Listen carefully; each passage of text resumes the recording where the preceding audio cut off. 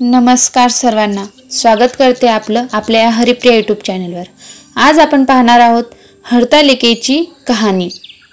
ही कहाणी जाणून घेण्याच्या अगोदर चॅनलवर कोणी नवीन असाल तर सबस्क्राइब करायला विसरू नका आणि कहाणी आवडल्यावर लाईक आणि शेअर करा।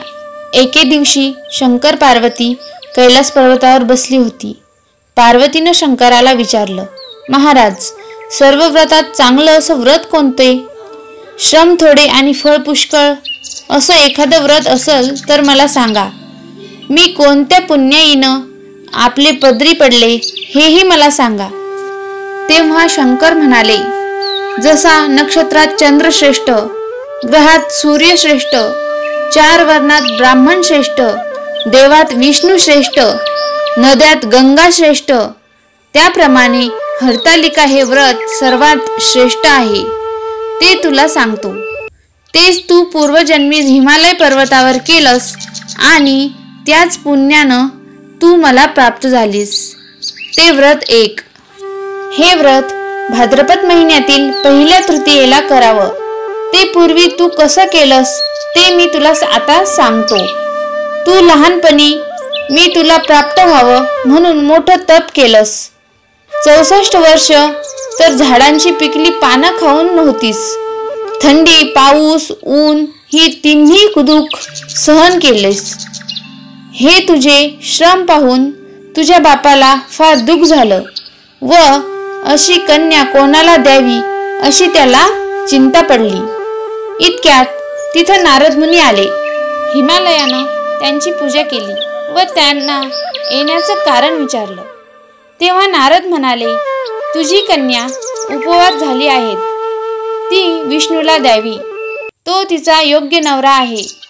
त्यांनीच मला तुझ्याकडे मागणी करण्यासाठी पाठविला आहे, म्हणून इथं मी आलो आहे। हिमालयाला मोठा आनंद झाला, त्याने ही गोष्ट कबूल केली। नंतर नारद तेथून विष्णूकडे गेले। नारद गेल्यावर तुझ्या बापानं ही गोष्ट तुला सांगितली। ती गोष्ट तुला रुचली नाही, तू रागावलीस। असं पाहून तुझ्या सखीनं रागवण्याचं कारण विचारलं। तेव्हा तू सांगितलंस, महादेवा वाचून मला दुसरा पती करायचा नाही असा माझा निश्चय आहे। असं असून माझ्या बापानं मला विष्णूला देण्याचं कबूल केलं आहे।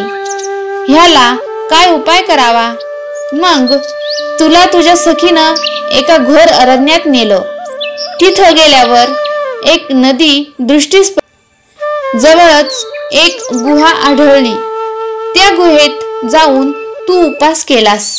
तिथं माझं लिंग पार्वतीसह स्थापित केलंस, त्याची पूजा केलीस।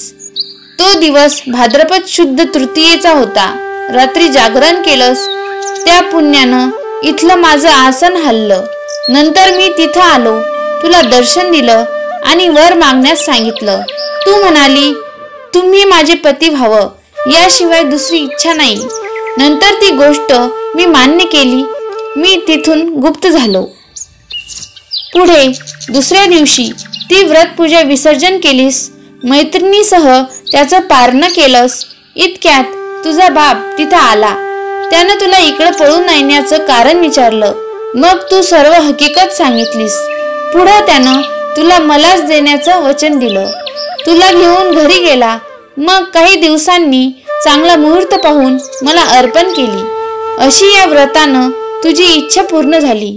याला हरतालिका व्रत असं म्हणतात। याचा विधी असा आहे, ज्या ठिकाणी हे व्रत करायचं असते त्या ठिकाणी तोरणं बांधावी, केळीचे खांब लावून ते स्थळ सुशोभित करावं, पुढे रांगोळी घालून पार्वतीसह महादेवाचं लिंग स्थापन करावं, षोडशोपचारांनी त्यांची पूजा करावी, मनोभावे त्यांची प्रार्थना करावी, नंतर ही कहाणी करावी व रात्री जागरण करावं। या व्रतानं प्राणी पापापासून मुक्त होतो, 7 जन्माचं पातक नाहीसं होतं, राज्य मिळतं, स्त्रियांचं सौभाग्य वाढतं।